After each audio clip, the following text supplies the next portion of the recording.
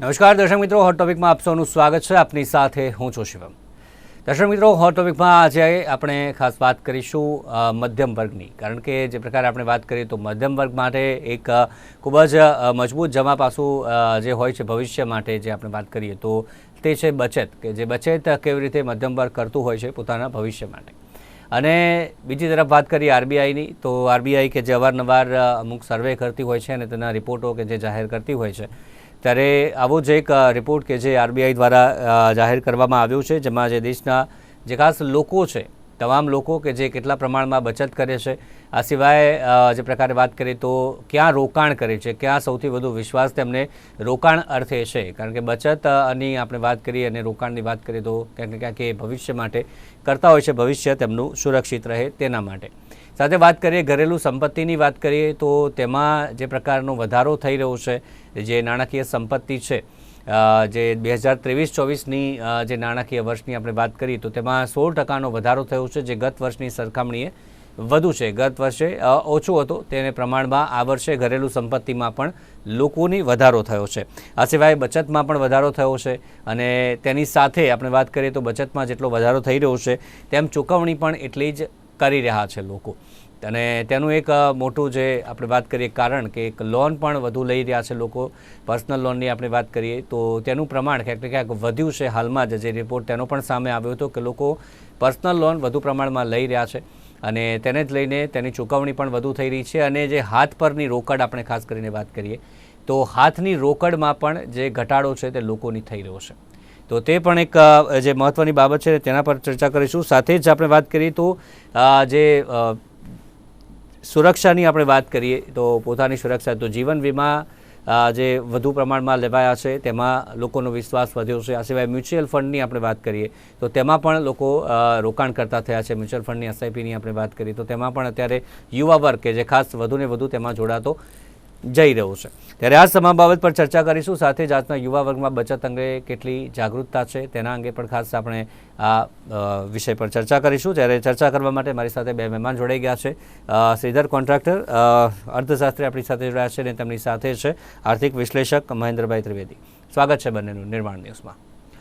તો સૌથી પહેલાં મહેન્દ્રભાઈ, આ જે લોકોની આપણે વાત કરીએ, આ જે આરબીઆઈનો રિપોર્ટ છે તમામ લોકો માટે છે, ન માત્ર મધ્યમ વર્ગ પરંતુ તમામ લોકો કેટલા પ્રમાણમાં બચત કરે છે, કેટલા પ્રમાણમાં રોકાણ કરે છે. મેં અત્યારે જે પણ વાત જણાવી જે આરબીઆઈના રિપોર્ટમાં સામે આવી છે એને લઈને આપનું પ્રથમ મંતવ્ય શું રહેશે?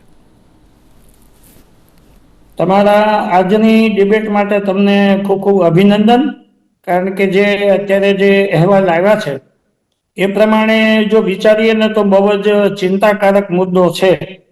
સૌથી પહેલી વાત તો એ છે કે બચતની જે ટકાવારી છે, બચત જે છે એ વધી છે.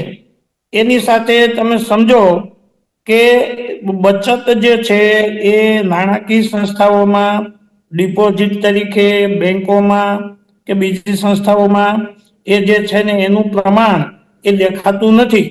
સંપત્તિ વધી છે એ માત્ર ને માત્ર આપણે વિચાર કરીએ કે જે લોકો પૈસાથી પૈસો કમાય છે એ લોકોની સંપત્તિમાં વધારો જોવા મળે છે. પછી નિમ્ન વર્ગ કે મધ્યમ વર્ગ પાસે તો આજની તારીખે સાહેબ તમે વિચાર કરો કે આ મોંઘવારીમાં સરપ્લસ કશું રહેતું નથી. તેમ છતાં જે લોકો સારા પગાર ધરાવે છે, જેમની પાસે ફાઇનાન્શિયલ કન્ડિશન સારી છે, વારસામાં એમને મળેલું છે અથવા સાઈડમાં કોઈ બિઝનેસ છે, એવો જે મધ્યમ વર્ગ છે એ છે ને મોટા ભાગે તમે કીધું એ પ્રમાણે કે એ મ્યુચ્યુઅલ ફંડમાં એની ખાસ પસંદગી હોય છે. અને બીજું એક વલણ એ જોવા મળ્યું છે કે બેંકોમાં ફિક્સ ડિપોઝિટ મૂકવું, એનપીએસમાં પૈસા મૂકવા, એનું જે પસંદગી છે એ ધીમે ધીમે ઓછી થઈ ગઈ છે. કારણ એ છે કે પૈસાનું મૂલ્ય હવે લોકોને એ રીતે બહુ સમજાય છે. આપણા દેશમાં સમસ્યા છે ને એ આર્થિક અસમાનતાની સૌથી મોટી છે.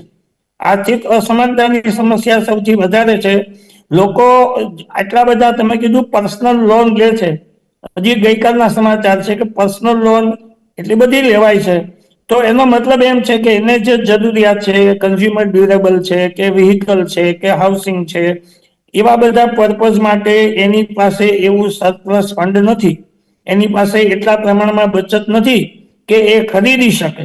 એટલે બેંકોમાંથી લોન લેવાની અને વસ્તુ ઉપભોગવાદ જે વપરાશ વૃત્તિ લોકોની ચરમસીમાએ છે. કોરોના પછીથી બધાને એક જ ટાર્ગેટ છે, લોકો people are now crazy two enjoy the life and with the help of loan લઈને પણ જીવન જીવવું એવા પ્રકારની એક માનસિકતા ઊભી થઈ છે. એવા સમયે આપણે વાત કરીએ તો બચત થાય છે, નથી થાય એવું નહીં, પણ એનું પ્રમાણ ખરેખર તમે જોવા જાવ તો આ ચાલુ વર્ષના પ્રથમ ત્રિમાસિક ગાળામાં બેંકોની અંદર સીડી રેશિયોમાં ચિંતાકારક પરિસ્થિતિ હતી. એનો મતલબ એમ છે કે રિઝર્વ બેંકના કહેવા પ્રમાણે કે જે કાસા ડિપોઝિટ છે, કરંટ એકાઉન્ટ, સેવિંગ એકાઉન્ટ, કે જે લો કોસ્ટ ડિપોઝિટ કહેવાય, ઓછા પૈસે એ બેંકોને પૈસા વાપરવા મળે અથવા તો એની સામે લોન આપી શકે એવું ફંડ કાસામાં મળે, તો કાસા ડિપોઝિટની અંદર ખૂબ જ ઘટાડો જોવા મળ્યો હતો. અને એને કારણે બેંકોની ક્રેડિટ ક્રિએશન, શાક સર્જનની પ્રક્રિયામાં પ્રોબ્લેમ થતા હતા. સુધારો માત્ર છેલ્લા નવેમ્બર ડિસેમ્બર 3 મહિનામાં થોડો સુધારો જોવા મળ્યો છે. તો એનો મતલબ એમ છે કે લોકો હવે એવું જોવે છે કે હું મારા પૈસાને ક્યાં મૂકું કે મને મેક્સિમમ એનું વળતર મળે, રિટર્ન મળે. તો એ રીતે તમે જોવા જાવ ને તો બચતની સામે લોકોના કન્સેપ્ટ હવે બદલાઈ રહ્યા છે. મહેન્દ્રભાઈ, આપનું શું માનવું છે બચતના અંગે, જે કન્સેપ્ટ બદલાઈ રહ્યા છે લોકોના, જે અત્યારે મહેન્દ્રભાઈ ઘણી બધી વાત કરી, આપનું શું માનવું છે બચત અંગે? ખાસ આજનો યુવા વર્ગ છે તે કેટલો જાગૃત છે અને તેની સામે જે વાત કરી કે સુવિધા બધી જ જોઈએ છે તેને, પરંતુ ભલે તેની સામે લોન પણ લેવી પડે તો? હવે આમાં એવું છે કે જો તમે લોન લેશો, જો તમે પર્સનલ લોન લો છો કે એજ્યુકેશન લોન, આજે તો લગ્ન માટે બી લોન મળે છે અને ફરવા જવા માટે બી લોન મળે છે, બરાબર, બધા માટે તમને લોન મળે છે. તો એનો મતલબ એ થયો કે તમે જ્યારે તમારા હાથ પર રોકડ નથી તો જ તમે લોન લેવા જશો. તમારી પાસે બચત બચી સરપ્લસ નથી તો જ તમે લોન લેશો. અને લોકો આજે કોવિડ પછી એક વસ્તુ જોવા મળી છે કે લોકો કોઈ બી હિસાબે જીવન જીવી લેવા માંગે છે કે અચાનક પાછું કઈ આવું આવી જાય એના કરતા સારી રીતે જીવન જીવી લો.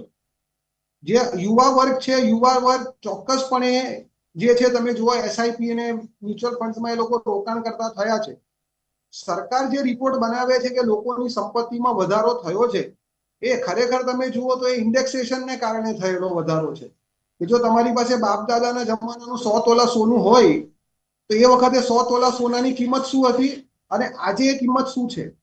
તમારા બાપ દાદાનું મકાન તે વખતે 10,000માં બનેલું હતું, આજે એ જ મકાન જે ક્ષેત્રફળમાં છે તો નવા ઇન્ડેક્સેશન પ્રમાણે એ મકાનની કિંમત કરોડ રૂપિયામાં ચાલી ગઈ.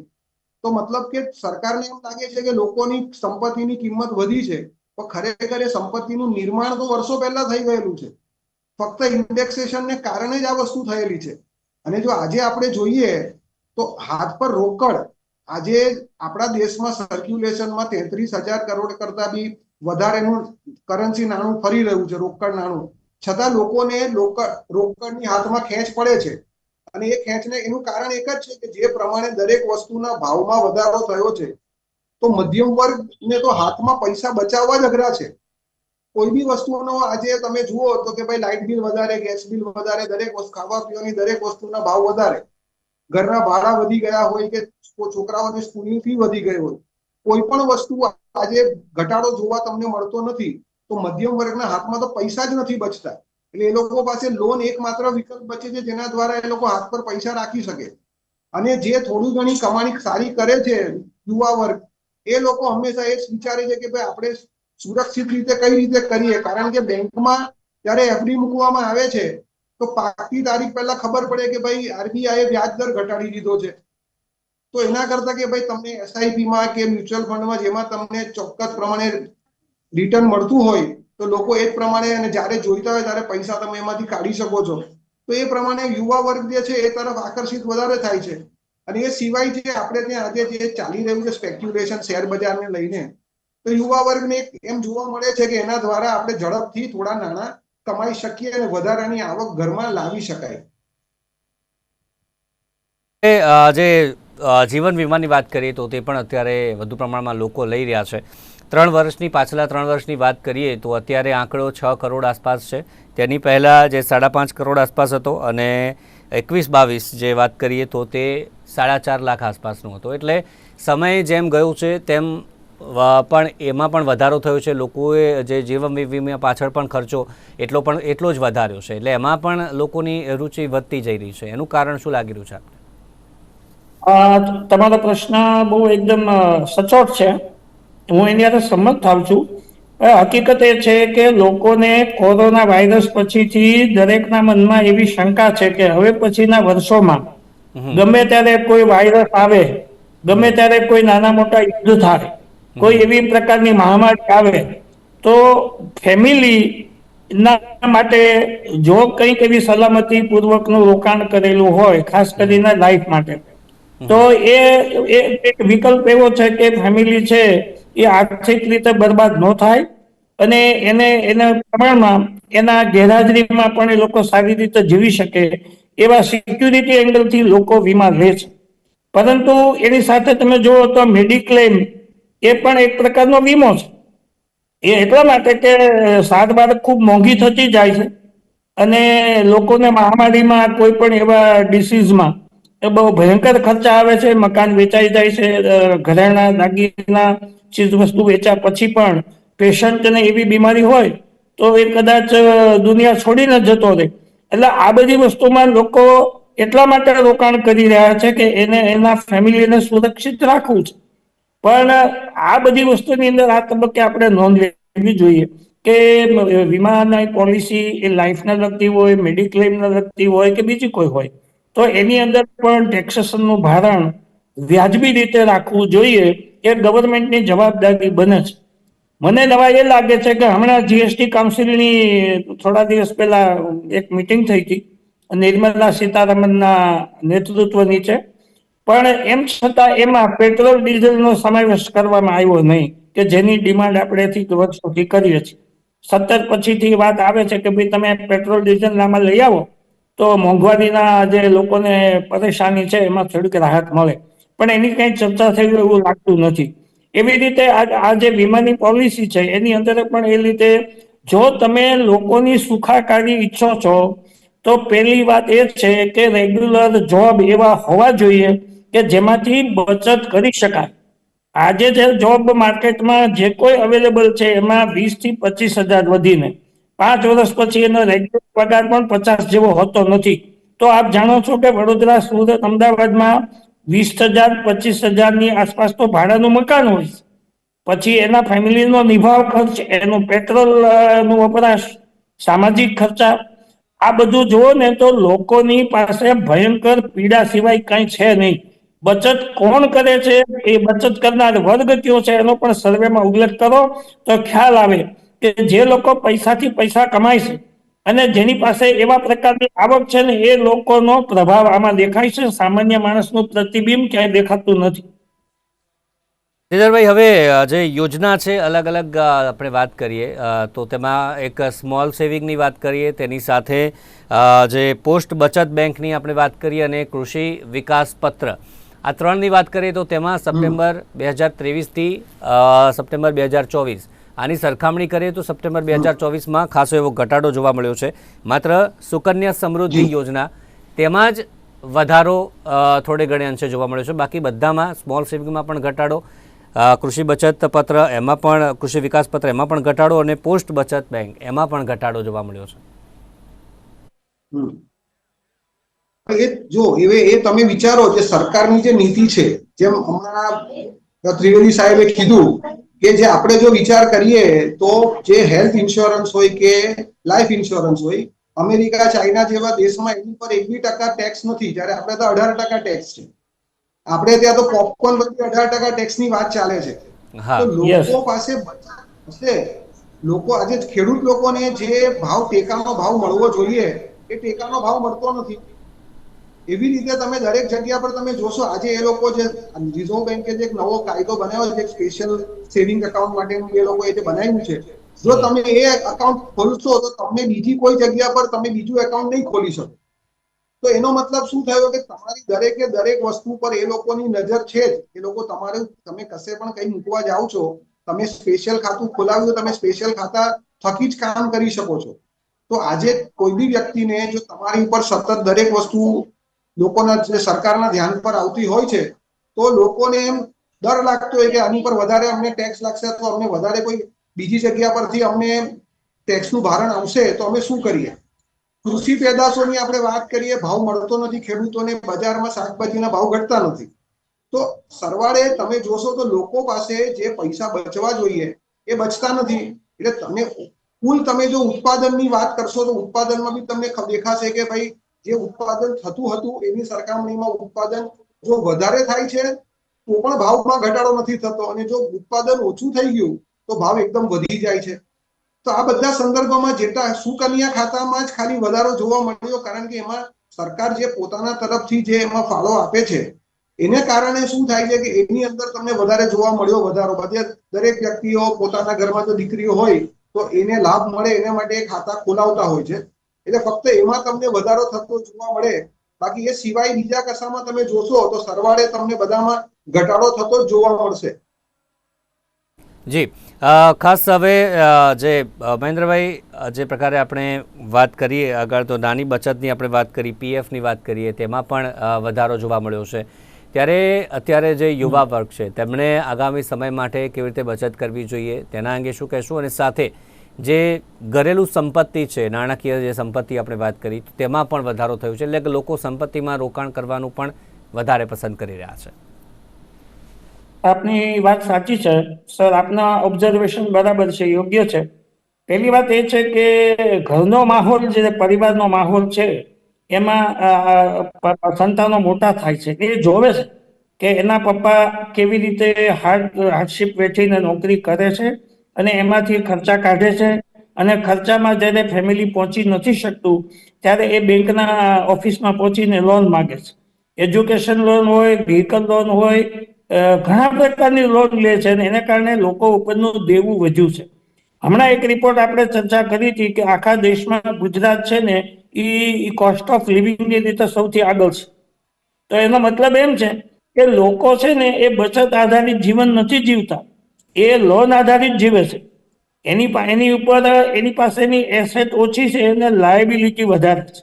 એનો એકાઉન્ટિંગમાં તમે જુઓ તો લાયબિલિટી પ્રોડક્ટને આધારે લોકો જીવે છે. નવી પેઢી માટે તમારો સવાલ છે તો જે લોકોને સારા પ્રકારનો જોબ મળે છે, જે લોકો આઈટીમાં ભણ્યા છે કે જે લેટેસ્ટ ટેકનોલોજીનું ભણ્યા છે, એ સીએ થયેલા છે, તો એને થોડો પ્રમાણમાં સારો પગાર મળે છે, તો એવા યુવકો વિચારે છે, પહેલેથી જોવે છે કે આ દેશમાં પૈસાની એટલી બધી કમાણી કરવાની તકો કે નોકરીની સારી ઓપોર્ચ્યુનિટીની બહુ કમી છે, એટલે એ થોડી ઘણી બચત એના માટે ભવિષ્ય માટે કરવા તત્પર છે. પરંતુ અગેન સવાલ એ જ આવે છે કે આપણે ત્યાં જે સેલેરીના જે પેકેજ છે, જે કંપનીઓ આપે છે અને ગવર્મેન્ટ જે રીતે રિક્રુટમેન્ટ કરે છે, બંનેમાં પ્રોબ્લેમ છે જ. એના ડિગ્રીના પ્રમાણમાં, એના અનુભવના પ્રમાણમાં એવા પગાર ધોરણ ક્યાંય જોવા બને તો મળતા નથી. હું જોઉં છું કે રિક્રુટમેન્ટ કરે છે પણ એનું ફેમિલી એ છોકરાના લગ્ન ન કરાવી શકે સાહેબ. લગ્ન કરાવે તો 2 જણા અમદાવાદ સુરતમાં કઈ રીતે રહેશે? 50% રકમ તો એના મકાન ભાડામાં જાય, તો બાકીની અંદર તો ફેમિલી એને મદદ કરે ત્યારે એ અમદાવાદમાં રહી શકે એવો માહોલ 90% તમને જોવા મળશે. ફેમિલી એનું જે છે એ સૌરાષ્ટ્રમાં રહેતું હોય કે બીજો કોઈ જગ્યાએ રહેતું હોય, એને છોકરાને જોબ મળી તો એ અમદાવાદમાં પહેલા તો ભાડાના મકાનમાં રહેશે, પછી એને એમ લાગશે પગાર સારો છે તો એ હાઉસિંગ લોન લઈને ઈએમઆઈ ભરશે. ઈએમઆઈ ભરે કે ભાડું ભરે, અંતે તો એની સેવિંગ કેપેસિટીની જે મર્યાદા છે એમાં તો મોટો પ્રોબ્લેમ છે જ. તો આ રીતે મારી સલાહ એવી છે કે જેનો પગાર સારો છે તો એને લાઈફ માટે કમસે કમ 15-20% રકમ એ સેવિંગ ખાતે કાઢવી જોઈએ, પણ એફોર્ડ કરી શકે એવા યુવકો માટેની આ સલાહ છે. બાકી તો સલાહમાં હું એવું કહી શકું કે ફેમિલી છે ને છોકરાને જન્મ આપે, ભણાવે, પરણાવે, પણ પછીથી એના મા બાપ છે ને આમાંથી મુક્તિ મેળવી શકતા નથી અને કોઈને કહી શકતા નથી. આત્મઘાત જે થઈ રહ્યા છે, આત્મહત્યાઓ થઈ રહી છે, એમાં આર્થિક કારણ સૌથી મોટું છે અને પછીનું કારણ સંબંધોને લગતું આવે છે. તો આ પરિસ્થિતિમાં આગળ જવામાં ગવર્મેન્ટે ખરેખર વિચારવું જોઈએ.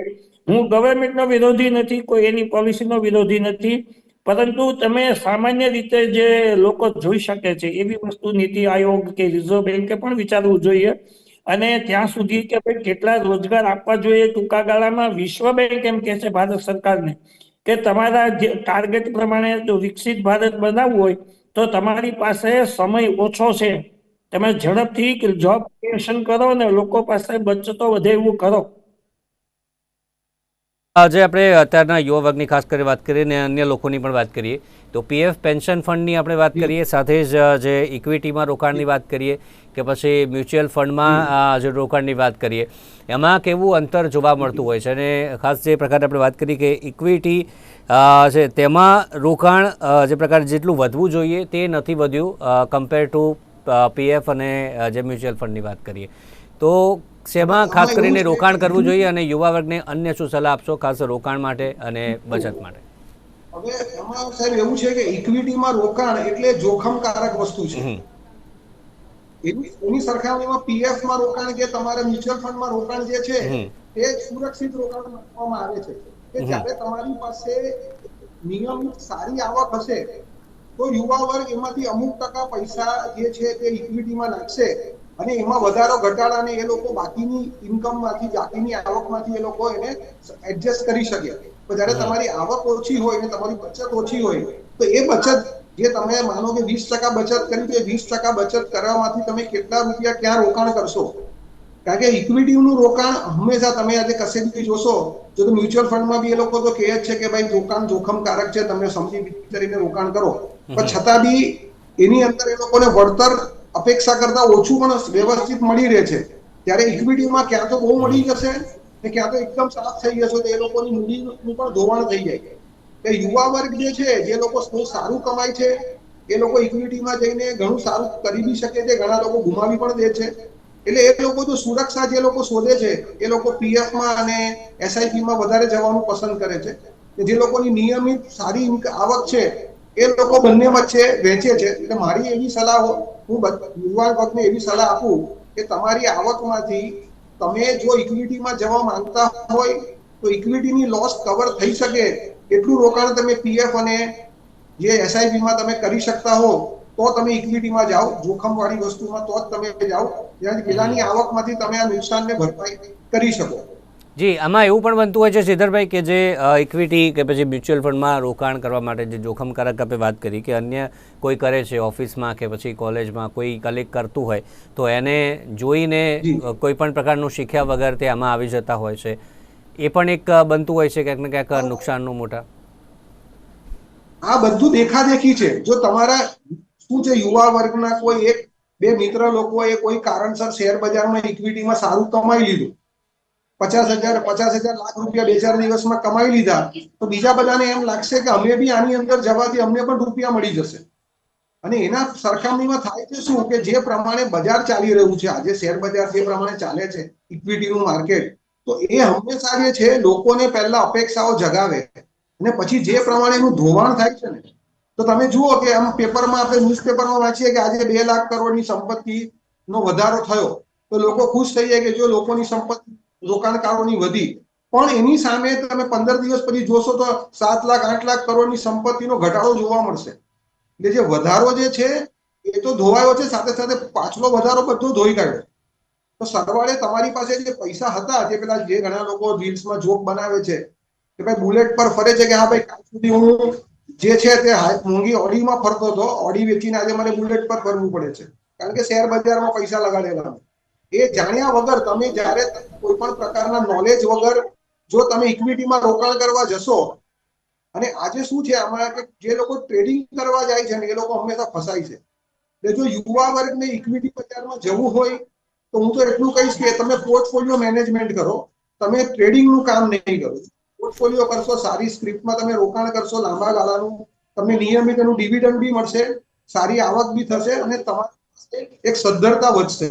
જી ચોક્કસથી. તો દર્શક મિત્રો અત્યારે એ જ મુદ્દે ચર્ચા, ખાસ બચત, તેની સામે રોકાણ, ક્યાં રોકાણ કરે છે અને કયા કયા ઉપાયો, ખાસ અત્યારે મ્યુચ્યુઅલ ફંડ હોય, ઇક્વિટી હોય કે પછી પીએફ પેન્શન, ક્યાં રુચિ વધારે છે, ક્યાં જોખમ છે અને કેમ જે હાથમાં રોકડ અત્યારે ઓછી થઈ રહી છે લોકોની, તે પણ આપણે ચર્ચા કરી. પર્સનલ લોન કે જે અત્યારે વધુ પ્રમાણમાં લોકો લઈ રહ્યા છે તેમની પસંદ વધારે કરી રહ્યા છે તે પણ એક મુખ્ય કારણ છે. અને આ જ અંગે આરબીઆઈનો ખાસ રિપોર્ટ અને તેના અંગે આપણે મુખ્ય ચર્ચા કરી. ચર્ચામાં જોડાયા મહેન્દ્રભાઈ અને શ્રીધરભાઈ, બંનેનો આભાર અમારી સાથે જોડાયા તે બદલ. Thank you very much. તો દર્શક મિત્રો, હાલ હોટ ટોપિકમાં બસ આટલું જ. ફરી મળીશું નવા મુદ્દા સાથે. રજા આપશો.